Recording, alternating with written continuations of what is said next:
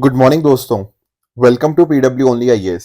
दोस्तों, लोकसभा इलेक्शंस का जो फेज 2 है आज कंडक्ट किया जाएगा, जहां पर 88 सीट्स के रिगार्डिंग यहां पे मतदान देखने को मिलेगा। अब यहां पर आप नोटिस करोगे जम्मू कश्मीर की भी एक सीट है जहां पर आज मतदान होगा।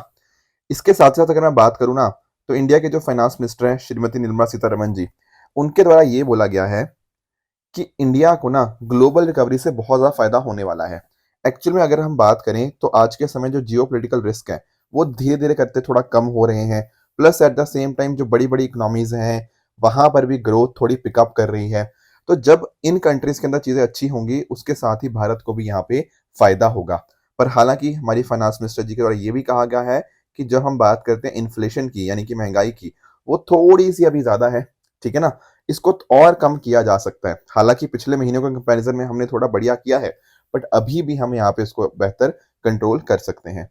दोस्तों, डेट है आज की 26 अप्रैल 2024 एंड आप सभी का स्वागत है आज के प्रीलिम बूस्टर न्यूज डिस्कशन के अंदर। नेक्स्ट जो टॉपिक हम डिस्कस करेंगे that is with regards to inheritance tax के बारे में। देखो, बहुत सारे अलग अलग बयान आ रहे हैं इनहेरिटेंस टैक्स के रिगार्डिंग, राइट? तो थोड़ा समझेंगे कि आखिर इनहेरिटेंस टैक्स होता क्या है। देखो, मान लो एक पर्सन है, मान लीजिए, ठीक है, इस पर्सन की डेथ हो जाती है, तो इनकी जो भी मनी थी, जो भी प्रॉपर्टी थी, जो भी गोल्ड वगैरह था, तो ये किसको जाएगा? इनके जो भी लीगल हियर्स होंगे, ठीक है, इनके बच्चे हो सकते हैं या फिर इनकी विल वगैरह हो सकती है, उसके हिसाब से डिस्ट्रीब्यूट किया जाएगा। पर मान लो ये डिस्ट्रीब्यूट होने से पहले सरकार यहां पर अपना एक टैक्स लगा दे। सरकार बोले यार ठीक है, चलो आपकी संपत्ति थी 10 करोड़, ठीक है ना, अब 10 करोड़ में से आप एक काम करो, 2 करोड़ टैक्स दे दो, बाकी का 8 करोड़ इनके बच्चों को या जिसको भी जो लीगल हियर होगा उसको चला जाएगा। अगर ये कुछ ऐसा टैक्स होता है ना, इसको बोलते हैं हम इनहेरिटेंस टैक्स, या फिर कई बार इसको स्टेट टैक्स के नाम से भी जाना जाता है, राइट?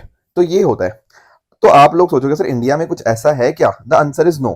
एक्चुअल में हुआ क्या था ना, 1953 के अंदर इंट्रोड्यूस किया गया था इनहेरिटेंस टैक्स को, पर बाद में 1985 के अंदर इसको अबॉलिश कर दिया गया था। अब आप इससे सोचेंगे सर इससे फायदे क्या हैं या इसके नुकसान क्या है। देखो, फायदा तो आप समझ पाओगे कि मान लो कोई पर्सन बहुत ज्यादा अमीर है। यहाँ गरीबों की बात नहीं हो रही कि मतलब बहुत कुछ किसी ने 1 लाख 2 लाख 5 लाख, नहीं। यहाँ मैं बहुत बड़े अमाउंट की बात कर रहा हूँ कि अगर मान लो एक अच्छा खासा अमाउंट है किसी के पास, एंड अगर उसके बच्चों तक जाएगा वो पैसा, उसमें से अगर सरकार को कुछ पैसा मिलेगा तो सरकार पता क्या कर सकती है, इस पैसे को यूज कर सकती है कहां पर? देश के अंदर जो इनइक्वालिटी है उसको कम करने के अंदर। डू यू अंडरस्टैंड दिस कि बेसिकली अमीरों से थोड़ा पैसा ले लिया, तो ये इसका कुछ फायदा होता है। पर कुछ केसेस में ऐसा भी देखा जाता है कि कुछ छोटी छोटी चीजों के ऊपर भी इनहेरिटेंस टैक्स लग जाता है, एंड उस केस में इसका इम्पैक्ट सब लोगों के ऊपर आ सकता है। प्लस जो नेगेटिव चीज यहाँ पे और भी देखने को मिलती है इनहेरिटेंस टैक्स की, जिस वजह से 1985 के अंदर इसको अबॉलिश किया गया था, उसके कारण कुछ और भी थे। मैं आपको एग्जांपल से समझाता हूँ। जैसे यहाँ पर अगर आप नोटिस करोगे ना कि 1985 के अंदर लगभग 20 करोड़ रुपया ही इस पर्टिकुलर इनहेरिटेंस टैक्स के कलेक्ट किया जाता था। और एक्चुअल में अगर हम बात करें उस कॉस्ट, उस टैक्स को कलेक्ट करने की कॉस्ट, वो अपने आप में बहुत ज्यादा होती थी। एक्चुअल में आपको समझाता हूँ होता क्या है कि जब इनहेरिटेंस टैक्स ज्यादा होता है ना, उस चक्कर में लोग किसी ना किसी तरह से इसको अवॉइड करने की कोशिश करते हैं या कुछ लूप होल्स निकालने की कोशिश करते हैं ताकि उनको ये टैक्स ना देना पड़े। एट द सेम टाइम मान लो किसी की प्रॉपर्टी है। अब प्रॉपर्टी आपकी कितने की है? कोई कहेगा सर 20 लाख की प्रॉपर्टी है मेरी। मार्केट वैल्यू तो समय समय के हिसाब से बदलती रहती है। तो ऐसे केस में ना जो टैक्स ऑफिशियल्स होते हैं उनको बहुत ही कॉम्प्लेक्स कैलकुलेशन करनी पड़ती है कि दरअसल में आपका टैक्स बना कितना। फिर सामने वाला टैक्स नहीं देगा तो उस चक्कर में होगा क्या, वो कहीं ना कहीं लीगल मुद्दा जाएगा, वो कोर्ट केस कचहरी में चले जाएंगे, फिर सरकार को कोर्ट केस लड़ना पड़ेगा जिसमें और पैसे लग जाएंगे। तो 1985 तक आते आते ये देखा गया कि भाई हम तो सिर्फ बहुत ही कम पैसा कलेक्ट कर रहे हैं इनहेरिटेंस टैक्स से, और कहीं ना कहीं हो क्या रहा है, हमारा जो पूरी कॉस्ट थी इसको एडमिनिस्ट्रेशन की, कलेक्शन की, वो अपने आप में बहुत ज्यादा हो रही थी। तो ये सारी चीजें कहीं ना कहीं दिक्कत हमें देखने को मिली, टैक्स एविजन भी देखने को मिल रहा था। तो इस वजह से 1985 के अंदर इस टैक्स को ही हटा दिया गया, इस तरह के इनहेरिटेंस टैक्स को या फिर स्टेट टैक्स को। इंडिया में देखो और भी थे, वेल्थ टैक्स भी था, गिफ्ट टैक्स भी था, उनको अबॉलिश भी कर दिया गया। हालांकि उनको एक नए तरीके से लाया गया। फॉर एग्जाम्पल, वेल्थ टैक्स तो हट गया, पर वेल्थ टैक्स की जगह हमने ना जिन लोगों की इनकम, टैक्सेबल इनकम 1 करोड़ से ज्यादा होती है, जो कि सुपर रिच हुए, उनके ऊपर एडिशनल 2% का सरचार्ज लगाया जाता है। In a similar manner gift tax को वापस से हमने री इंट्रोड्यूस किया था। एक्चुअल में है क्या कि अगर तो मान लो आपको शादी के ऊपर कुछ गिफ्ट मिलता है, अपने ब्लड रिलेशन से कुछ गिफ्ट मिलता है, कुछ लीनियर असेंडेंट्स हो गया, डिसेंडेंट्स हो गया, उनसे गिफ्ट मिलता है, तो उसके ऊपर तो कोई टैक्स नहीं है। पर अगर मान लो आपको कोई टैक्स देता है कोई अनरिलेटेड पर्सन, और वो भी कितने से ज्यादा, 50,000, पहले 25,000 होता था, बाद में इसको लिमिट को 50,000 कर दिया गया, इससे ऊपर कोई आपको देता है ना गिफ्ट, तो वहां पर टैक्स लगता है। तो इस तरह के कुछ अलग अलग हमारे पास टैक्सेस अवेलेबल हैं, जो कि यहाँ पर बात करते हैं इनइक्वालिटी को रिड्यूस करने की। ठीक है ना, 1985 वाला था, उसमें नंबर्स वगैरह कुछ ऐसे थे कि उस टाइम 1 लाख से ज्यादा की के ऊपर लगता था, अगर 20 लाख से ज्यादा हो तो उसके ऊपर तो खूब अच्छा खासा परसेंटेज टैक्स लगता था। तो ये चीजें हमें देखने को मिलती थी, पर काफी सारे इश्यूज भी थे इसके अंदर, जिस वजह से इनको यहाँ पे हटा दिया गया। अब कुछ और चीजें हमें बतानी चाहिए कि इनहेरिटेंस टैक्स क्या इंडिया में है, आज है? नहीं, आज के समय यहाँ पे नहीं देखने को मिलता। क्या एनआरआई प्रॉपर्टी इनहेरिट कर सकते हैं इंडिया के अंदर? द आंसर इज बिल्कुल यस। इसके साथ ही अगर मान लो कोई पर्सन की डेथ हो जाती है, किसी ने लाइफ इंश्योरेंस ले रखी है, उसकी डेथ हो जाती है, तो जो भी पैसा वहां से मिलेगा उस इंश्योरेंस से, लाइफ इंश्योरेंस पॉलिसी से, उसके ऊपर कोई भी टैक्स नहीं लगता। इसके साथ में ही एक जो सवाल आएगा आपका कि मान लो किसी ने शेयर्स इनहेरिट किए या कुछ एसेट्स वगैरह को इनहेरिट किया, क्या उनके ऊपर कैपिटल गेन्स टैक्स लगता है? The answer is yes. पर कब लगेगा? जब वो कहीं ना कहीं उनको सेल करने की कोशिश करेगा। तो यानी कि जो भी इनहेरिटेड एसेट्स है ना, जब उनको सेल किया जाता है तो देखा जाता है ना कि कितना कैपिटल गेन हुआ। कैपिटल गेन मतलब उस चीज की वैल्यू के अंदर बदलाव। मान लो कोई पेंटिंग थी, अब पेंटिंग कहीं ना कहीं समय के साथ उसकी कीमत बहुत ज्यादा बढ़ गई, कोई बहुत फेमस पेंटिंग की, तो जब ये जो इसकी पॉपुलैरिटी की वजह से जो कीमत बढ़ी है, इसको बोलेंगे हम कैपिटल गेन। तो इसके ऊपर कैपिटल गेन टैक्स तब लगेगा जब इसको हम सेल करेंगे। तो ये कुछ पॉइंटर्स थे इनहेरिटेंस टैक्स के रिगार्डिंग, जो आपको अच्छे से पता होने चाहिए। नेक्स्ट चलते हैं अगले टॉपिक की तरफ, that is 6th edition of international conference on disaster resilient infrastructure. देखो, अगर आपने मीन्स में डिजास्टर मैनेजमेंट पढ़ा है ना, तो आपको ये टॉपिक अपने आप में बहुत ज्यादा आसान फील होगा। एक्चुअल में क्या है, आप जानते होंगे कि दुनिया भर में ना हमें CDRI देखने को मिलता है। एक्चुअल में इंडिया ने ही इसके अंदर बहुत इंपॉर्टेंट रोल प्ले किया था। क्या है ये? Coalition for disaster resilient infrastructure. ये एक इंडिपेंडेंट इंटरनेशनल ऑर्गेनाइजेशन है। बेसिकली यहाँ पर कंट्रीज मिलकर अपनी नॉलेज एंड रिसोर्सेज को शेयर करती हैं। 2019 के अंदर ना जो United Nation climate action summit हुआ न्यूयॉर्क के अंदर, उसके अंदर इसको एस्टैब्लिश किया गया। आप जानते हो ये ना इंडिया की लीडरशिप के अंदर बना है। जैसे फॉर एग्जांपल, हमने इंटरनेशनल सोलर अलायंस बनाया था, वो भी इंडिया का ही बहुत मेजर इनिशिएटिव था 2015 के पेरिस क्लाइमेट कॉन्फ्रेंस के अंदर। उसी तरह से CDRI भी इंडिया का ही लेड इनिशिएटिव था। पर आप लोग सोच रहे होंगे सर ये इंफ्रास्ट्रक्चर रेजिलियंस, इसका मतलब क्या है? देखो, आपकी ना जो बिल्डिंग्स होती हैं, कुछ वाइटल बिल्डिंग्स हो सकती हैं, कुछ ट्रांजिट सिस्टम हो सकते हैं, टेलीकम्युनिकेशन सिस्टम होता है, पावर सिस्टम होता है, बहुत सारी ऐसी चीजें होती है जो कि आपके इंफ्रास्ट्रक्चर में आती हैं। बिल्कुल ठीक बात है। अगर मान लो कल को आपका डिजास्टर कोई भी आ जाए, ठीक है, फ्लड हो गया, अर्थक्वेक हो गया, वाइल्ड फायर हो गया, कुछ भी इस तरह से अगर मान लो आपका कोई डिजास्टर आता है, तो क्या ये काम करना पूरी तरह से बंद कर देते हैं? अगर हाँ, तो इसका मतलब है कि आपका इंफ्रास्ट्रक्चर ना रेजिलिएंट नहीं है। तो हमारा फोकस यही है कि हमारा जो भी इंफ्रास्ट्रक्चर हो, वो डिजास्टर रेजिलिएंट इंफ्रास्ट्रक्चर हो, ताकि कहीं ना कहीं इस तरह के जो भी आपके डिजास्टर्स हैं, फ्लड्स या अर्थक्वेक है, जो भी है इस तरह के, उसके इम्पैक्ट को भी हम झेल पाए, उनके इम्पैक्ट को भी हम विद स्टैंड कर पाए। That is the focus of disaster resilient infrastructure. समझे? तो इस पर्टिकुलर जो CDRI है, collision for disaster resilient infrastructure, इसमें 39 मेंबर्स और 7 ऑर्गेनाइजेशन देखने को मिल जाएंगी। डिफरेंट डिफरेंट वल्नरेबल रीजन्स के अंदर प्रोजेक्ट्स को फंड किया जाता है। अर्ली वार्निंग सिस्टम्स के अंदर यहाँ पे इस तरह से की जाती है। तो इंडिया को डेफिनेटली वर्ल्ड स्टेज के अंदर लेकर आ रहा है, क्योंकि इंडिया एज अ लीडर की तरह यहाँ पे काम कर रहा है। इंडिया की सॉफ्ट पावर हो गया, वो कहीं ना कहीं बढ़ रही है इंडिया, एंड ओवरऑल दुनिया के लिए भी काफी सिग्निफिकेंट है, क्योंकि यहाँ पर सस्टेनेबल डेवलपमेंट गोल्स हो गया, क्लाइमेट एग्रीमेंट हो गया, डिजास्टर रिस्क रिडक्शन हो गया, उन सबके साथ ये अलाइन करते हैं। अब आप कह रहे होंगे सर ये तो समझ आ गया कि CDRI है क्या, पर ये ICDRI क्या है? देखो, ICDRI है international conference on disaster resilient infrastructure. अब यहां पर आप समझो, CDRI तो मैंने बता दिया, एक कोलिजन बन गया, एक ग्रुप बन गया, उसकी हर साल कॉन्फ्रेंस भी तो होगी, तो उसी को हम बोलते हैं international conference on disaster resilient infrastructure. इसमें बातचीत की जाती है कि कैसे हम इस चीज को और बेहतर कर सकते हैं। तो इस बार की थीम क्या थी? Investing today for a more resilient tomorrow. And साथ साथ ये भी डिस्कस किया गया, हमारे प्रधानमंत्री जी ने ये भी कहा कि देखो, डिजास्टर्स का जो इफेक्ट होता है ना, वो ये बॉर्डर्स वगैरह नहीं समझता। जब कोई सुनामी आती है, उसका इम्पैक्ट एक कंट्री के ऊपर नहीं, पूरे इंटायर रीजन के ऊपर पड़ता है। और साथ साथ अब तो हम इंटरकनेक्टेड हैं, तो एक जगह पे डिजास्टर आता है, वहां का सप्लाई चेन डिसरप्शन होता है, एंड कहीं ना कहीं इसका इम्पैक्ट पूरे के पूरे वर्ल्ड के ऊपर आता है। तो इस वजह से हमें फोकस करना पड़ेगा, इन्वेस्ट करना पड़ेगा रिजिलियंट इंफ्रास्ट्रक्चर के अंदर, अगर हमें अपना एक बेहतर भविष्य देखते हैं। बाकी आप जानते होंगे देखो सेंडाई फ्रेमवर्क भी चल रहा है 2015 से लेकर 2030 का, राइट। तो वो चीजें भी आपको पता होनी चाहिए। आगे चलते हैं नेक्स्ट टॉपिक की तरफ, that is first ASEAN future forum. देखो दरअसल में एक्चुअल में आपको समझाता हूँ, 2023 में ना आसियान का समिट हुआ, ठीक है, कहाँ पे, जकार्ता इंडोनेशिया के अंदर। वहां पर बात करी गई कि हमारा ना एक आसियान फ्यूचर फोरम होना चाहिए। यहाँ पर क्या होगा, इस फ्यूचर फोरम के अंदर हम आइडियाज को एक्सचेंज करेंगे, पॉलिसीजेशन डिस्कस करेंगे, ताकि आपस में ये देख पाएं कि जो आसियान का विजन है 2045 तक, उसको हम कैसे कहीं ना कहीं बना सकते हैं, एंड ओवरऑल हम कैसे कंट्रीब्यूट कर सकते हैं दुनिया के अंदर। तो ये फोकस रहा, तो इस वजह से कहीं ना कहीं फिर इसको होस्ट किया गया, मतलब होना ही वियतनाम के अंदर अब होस्ट किया जा रहा है।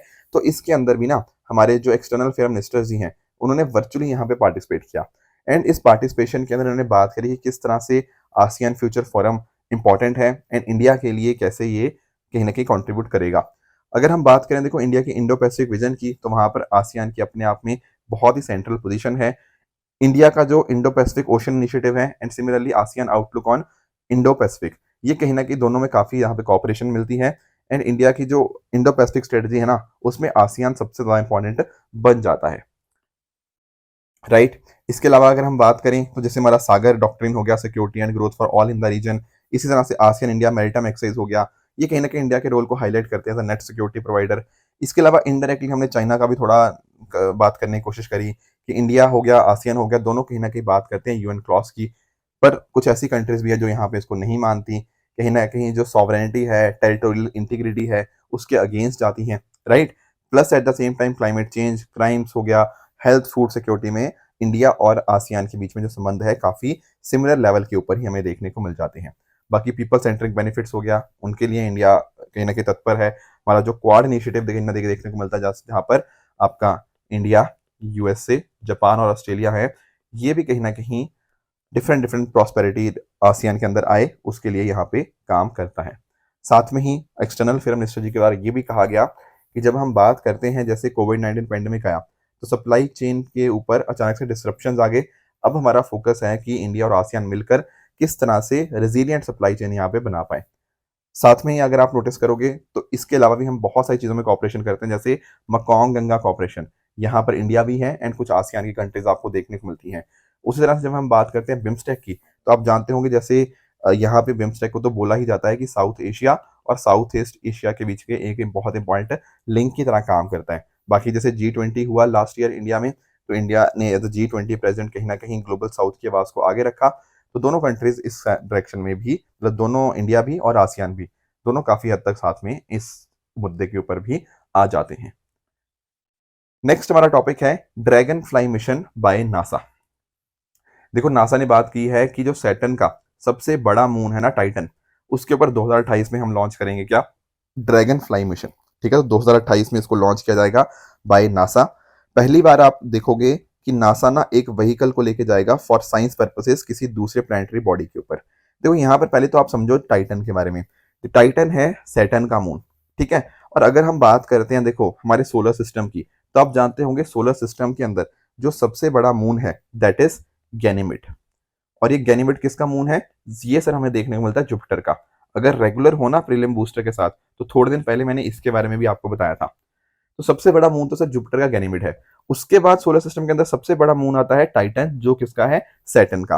अब ये टाइटन के ऊपर ना बहुत ही इंटरेस्टिंग चीजें होती हैं, पता है क्यों, क्योंकि ये सोलर सिस्टम के अंदर एकमात्र ऐसा मून है जहां पर आपको डेंस एटमॉस्फेयर देखने को मिल जाएगा, एंड धरती के अलावा ये एकमात्र ऐसी जगह है जहां पर आपको रिवर्स, आपको लेक्स, आपको सीज, आपको ये सब चीजें देखने को मिल जाएंगी। अर्थ की ही तरह टाइटन का एटमॉस्फेयर में नाइट्रोजन आपको अच्छा खासा देखने को मिल जाएगा, थोड़ा मीथेन का भी मात्रा आपको देखने को मिलती है। तो आप देख रहे हो कि अर्थ के साथ कितनी सिमिलैरिटीज आपको देखने को मिलती हैं, ठीक है। Earth like cycle of liquid, clouds हो गया, सरफेस से जो फ्लो होती हैं, लेक, सीज, ये सारी चीजें आपको देखने को मिल जाती हैं। तो एक तो देखो कोशिश है कि यार क्या यहाँ पर ऐसी कंडीशन है जहां पर लोग रह सकते हैं, एक तो ये स्टडी करेगा। चलो ठीक है, लाइफ का अगर साइन नहीं भी मिलता है, हमें इतना जरूर पता लग जाएगा कि जैसे जैसे अर्थ के ऊपर डेवलपमेंट्स हुई, उसके रिगार्डिंग कौन कौन सी केमिकल इंटरेक्शन उसके पीछे की थी। साथ ही साथ ऐसा भी देखा जा रहा है कि सब सरफेस ओशन ऑफ वाटर भी हो सकता है टाइटन के ऊपर मिले। तो अपने आप में ना ये बहुत ज्यादा इंपॉर्टेंट मिशन बन जाएगा ड्रैगन फ्लाई मिशन नासा का। अब यहाँ पर आप नोटिस करोगे ये क्या है सर, ये जो पिक्चर में दिखाया गया है, ये दरअसल में ना जैसे आपका हेलीकॉप्टर नहीं होता या जैसे आपका ड्रोन नहीं होता, बिल्कुल वैसा ही है। अब ये क्या है, ये है रोटोक्राफ्ट।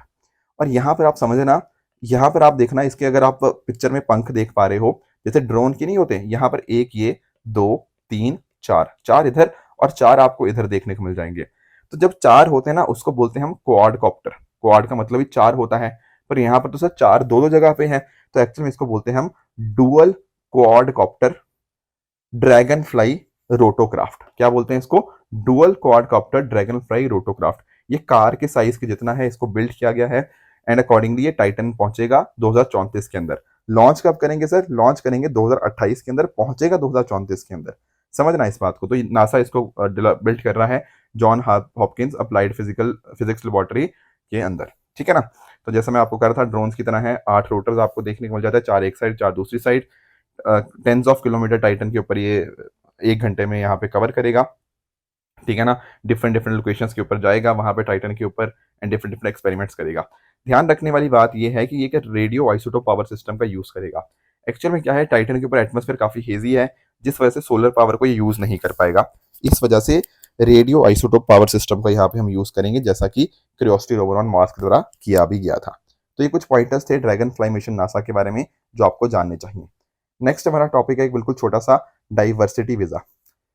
देखो ये बिल्कुल इजी सा ही टॉपिक है, मैं समझाता हूँ आप लोगों को। जैसे यूएस की बात करते हैं ना, तो यूएसए में आप जानते होंगे ग्रीन कार्ड देखने को मिलता है। ग्रीन कार्ड का मतलब क्या होता है? ग्रीन कार्ड का मतलब होता है परमानेंट रेजिडेंट कार्ड। ठीक है ना? ये जो परमानेंट रेजिडेंट कार्ड होता है, ये कहीं ना कहीं लोगों को अलाउ करता है कि वो वहां पे यूएसए के अंदर परमानेंटली रह सकते हैं एंड काम कर सकते हैं। ठीक है? तो इसकी डिमांड कहीं ना कहीं बहुत ज्यादा होती है। तो यूएसए पता क्या करता है? यूएसए डाइवर्सिटी वीजा या फिर ग्रीन कार्ड लॉटरी, इनके नाम अनाउंस करता है। जो पता क्या कोशिश करते हैं, जो कोशिश ये करते हैं कि मान लो किसी देश से बहुत कम लोगों को यहाँ पे वीजा मिल रहा है ना, तो उस देश के लोगों को, मतलब जहाँ पे लो इमिग्रेशन रेट्स है यूएसए की, वहां से लोगों को ऐसा रैंडमली सिलेक्ट किया जाए। तो यूएस का डिपार्टमेंट ऑफ स्टेट है, वो यहाँ पे इस तरह से डाइवर्सिटी वीजा करता है, या फिर जिसको हम ग्रीन कार्ड लॉटरी भी बोलते हैं। तो अगर मान लो किसी एप्लीकेंट की एंट्री होती है और वो ग्रीन कार्ड जीत जाता है, तो वो उसका जो भी हस्बैंड या वाइफ होगा and at the same time उसके जितने भी अनमैरिड चिल्ड्रन होंगे जिनकी एज 21 साल से कम है, उन सबको भी ग्रीन कार्ड मिल जाएंगे। अगर कोई पर्सन अनमैरिड है पर वो रिलेशनशिप के अंदर है, तो जब तक आपका फॉर्म सबमिट होने से पहले अगर उसकी शादी हो जाती है, तो उसको भी यहाँ पे ग्रीन कार्ड मिल जाएगा। तो यहाँ पे दो रिक्वायरमेंट्स इनके द्वारा रखी जाती है यूएसए के द्वारा, कि एक तो बर्थ के रिगार्डिंग होता है कि वो पर्सन ऐसी कंट्री के अंदर बॉर्न हुआ चाहिए जहां पर डाइवर्सिटी वीजा प्रोग्राम चल रहा है। बेसिकली वो कंट्री के अंदर जहां पर लो इमिग्रेशन रेट्स है यूएसए के रिगार्डिंग, एंड उनका कुछ क्लैरिफिकेशन क्राइटेरिया भी होता है, जहां पर हाई स्कूल डिग्री होना या 2 साल का वर्क एक्सपीरियंस होना, ये सारी चीजें देखने को मिल जाती हैं। तो आई होप आप समझ गए होंगे कि डाइवर्सिटी वीजा क्या है। ध्यान रखिएगा, ये प्रोग्राम कौन रन करता है? यूएस का department of state, and conduct किया जाता है under the immigration and nationality act. ये कुछ पॉइंटर्स थे जो आपको यहाँ पे पता होने चाहिए। कल मैंने आप लोगों को ना एक होमवर्क दिया था, वो था लॉन्ड्रोमैट कंट्रीज के रिगार्डिंग, एंड आप लोगों ने इसका सही जवाब भी दिया है, बहुत सारे लोगों ने इसका आंसर दिया था। देखो जब हम बात करें लॉन्ड्रोमैट की, लॉन्ड्रोमैट बना है 2 शब्दों से मिलकर, एक है आपका लॉन्ड्री और एक है आपका ऑटोमैट। एक्चुअल में ना ये फिर यूज इसलिए होने लग गया ये वर्ड, जैसे फॉर एग्जाम्पल यहाँ 5 कंट्रीज आप देख पाओगे, India, China, UAE, Singapore, Turkey. सही बात है। अब यहाँ पे हो क्या रहा था ना, जैसे यूरोप ने सैंक्शंस लगाए रशिया के ऊपर, बिल्कुल ठीक बात है। पर यहाँ पर ये जो 5 कंट्रीज की अगर हम बात करें, इंडिया, चाइना, यूएई, सिंगापुर और टर्की की, यहाँ ये कंट्रीज तो रशिया से तेल इंपोर्ट करवाती रही। रशिया से अच्छा खासा तेल इंडिया में भी आया एंड बाकी इन कंट्रीज के अंदर भी आया। एंड फिर क्या हुआ, इन कंट्रीज के अंदर इंपोर्ट तो हुआ रशिया का क्रूड ऑयल, फिर इसके कुछ जो भी प्रोडक्ट वगैरह थे, प्रोसेस्ड प्रोडक्ट्स थे, वो कहीं ना कहीं हमने किसको बेच दिए? हमने यूरोपियन कंट्रीज को बेच दिए। तो एक्चुअल में हो क्या रहा है ना, रशिया का ही तेल है जो प्रोसेस होके यूरोपियन कंट्रीज के पास जा रहा है, यूएसए के पास जा रहा है, पर वो डायरेक्टली नहीं जा रहा, वो जा रहा है इन कंट्रीज के माध्यम से। समझे? तो इन्होंने तो सैंक्शन लगा दिए थे यूरोपियन कंट्रीज ने, पर इन्होंने नहीं लगाए थे, तो इंपोर्ट यहाँ पे हुआ एंड अकॉर्डिंगली इन्होंने प्रोसेस करके उसको यहाँ पे एक्सपोर्ट कर दिया। तो ये लॉन्ड्री ही तो हुआ एक तरह से। ठीक है ना? तो इसको बोलते हैं लॉन्ड्रोमैट कंट्रीज। तो 5 कंट्रीज का नाम आप डेफिनेटली ध्यान में रखोगे, इनका मीनिंग क्या है, आई होप वो भी आप यहाँ पे समझ गए होंगे। अब आपका आज का होमवर्क रहेगा यूनोमामी। ठीक है ना? ये न्यूज में पिछले साल काफी रहा था, तो आप मुझे जरा कॉमेंट्स में बताना, ठीक है ना, कि आपके हिसाब से ये क्या चीज है, कौन सी कंट्री के साथ लिंक्ड है। तो ये सारी बातें आप नीचे कमेंट्स में बताओगे। इसके साथ ही साथ आज का आपका होमवर्क रहेगा ये कुछ questions in form of true and false, जिनका नीचे ट्रू और फॉल्स के अंदर आप मुझे नीचे कमेंट्स में आंसर बता सकते हो। कल मैंने आपको जो होमवर्क दिया था उसका आंसर डिस्कस कर लेते हैं। एक मैंने जिया के बारे में पूछा था, तो बिल्कुल ये ग्लोबल अलायंस ही है डिफरेंट डिफरेंट एनजीओस ऑर्गेनाइजेशंस का और इंडिविजुअल्स का, दैट इज करेक्ट। आईआरडीआई की बात करें तो नहीं, ये एक नॉन स्टैट्यूटरी नहीं है, ये बल्कि एक स्टैट्यूटरी बॉडी है, लॉ से ही बनी है, तो सेकंड आपका गलत हो जाएगा। जब हम बात करते हैं state of climate in Asia 2023, तो बिल्कुल ठीक बात है, डब्ल्यूएमओ के द्वारा ही इसको पब्लिश किया जाता है। नोटो की बात करें तो आपका मिनिस्ट्री ऑफ हेल्थ के अंदर का आता है, डीजीएचएस के अंदर, तो ये बात भी आपके आप में करेक्ट हो जाएगी। बात करें वर्ल्ड क्राफ्ट काउंसिल इंटरनेशनल की, तो दरअसल में ये आपकी पेरिस फ्रांस के अंदर नहीं बल्कि ये कुवैत के अंदर देखने को मिलती है, तो पांचवा आपका गलत हो जाएगा, राइट। बात करें देखो एमसीक्यू की, तो पहला एमसीक्यू ये रहेगा आपका 2015 का क्वेश्चन है, ये मुझे आप कमेंट्स में बता सकते हो। दूसरा आपका होमवर्क रहेगा ये 2018 का क्वेश्चन इकोनॉमी के पर्सपेक्टिव से, जो यूपीएससी ने हमसे पूछा था। इसके अलावा 2020 के अंदर न्यूमोकॉकल कॉन्जुगेट वैक्सीन का मैंने आपको होमवर्क दिया था। देखो जब हम बात करते हैं न्यूमोकॉकल कॉन्जुगेट वैक्सीन की, तो बेसिकली आपकी न्यूमोकॉकल इलनेस होती है, उससे कहीं ना कहीं हमारी ये प्रोटेक्शन यहाँ पे प्रोवाइड करते हैं, तो पहला स्टेटमेंट बिल्कुल करेक्ट है। दूसरे की बात करें कि आ, ये बात भी आप नोटिस करोगे, तो second statement is also correct, ठीक है। पर बात करें देखो तीसरे स्टेटमेंट की, अगर पढ़ोगे यहाँ कह रहा है कि इन वैक्सीन के कोई भी साइड इफेक्ट नहीं होते एंड कोई भी एलर्जिक रिएक्शन नहीं होता। ये स्टेटमेंट अपने आप में काफी एक्सट्रीम बन जाती है, क्योंकि देखो कुछ ना कुछ इफेक्ट तो हो ही सकता है ना, अगर आपको नहीं भी पता। पर अगर मैं आपको बताऊं तो फीवर हो गया, एपेटाइट लॉस होना, हेडेक होना, इस तरह के यहाँ पे एलर्जिक रिएक्शन या साइड इफेक्ट्स यहाँ पे हो सकते हैं, तो तीसरा स्टेटमेंट यहाँ पे बिल्कुल आपका इनकरेक्ट हो जाएगा, option number B 1 and 2 only. तो थोड़े ना ऐसे कुछ एलिमिनेट करने वाले तरीके भी आप कहीं ना कहीं नोटिस कर सकते हो, कुछ कुछ क्वेश्चंस के अंदर ये डेफिनेटली यूजफुल बन जाते हैं। दूसरा मैंने आपको होमवर्क दिया था एनी बेसेंट जी के रिगार्डिंग, तो जो पहला स्टेटमेंट बात कर रहा है कि इनके द्वारा होम रूल मूवमेंट को स्टार्ट किया गया, बिल्कुल सही बात है। तिलक जी हो गए और एनी बेसेंट जी हो गए, इनके द्वारा यहाँ पे होम रूल को स्टार्ट किया जाता है 1916 के अंदर। थियोसॉफिकल सोसाइटी के जो फाउंडर थे वो आपके मैडम एचपी ब्लवात्स्की और आपके कर्नल ऑलकॉट, इनके द्वारा यहाँ पे फाउंडर था, तो ये नहीं थे एनी बेसेंट जी, तो सेकंड आपका गलत हो जाएगा। तीसरा कह रहा है कि प्रेसिडेंट रहे हैं इंडियन नेशनल कांग्रेस के, बिल्कुल ठीक बात है। 1917 के अंदर जो कैलकाटा सेशन होता है इंडियन नेशनल कांग्रेस का, उसके प्रेसिडेंट ये देखी गई, plus at the same time ये फर्स्ट महिला थी, ध्यान रखना फर्स्ट वुमेन। अगर कोई आपसे पूछेगा फर्स्ट इंडियन वुमेन, तो वो उसका आंसर आएगा सरोजिनी नायडू जी, पर यहाँ पे फर्स्ट वुमेन की बात करें तो डेफिनेटली एनी बेसेंट जी यहाँ पे इंडियन नेशनल कांग्रेस की प्रेसिडेंट रही हैं, तो option number C 1 and 3 only इसका सही जवाब बन जाएगा। दोस्तों ये था आज का डिस्कशन, अगर आपको इसकी पीडीएफ चाहिए तो आप हमारे Telegram channel PW only official जाके इसकी पीडीएफ डाउनलोड कर सकते हो, अपनी प्रिपरेशन को और भी बेहतर बना सकते हो। Thank you very much for the discussion.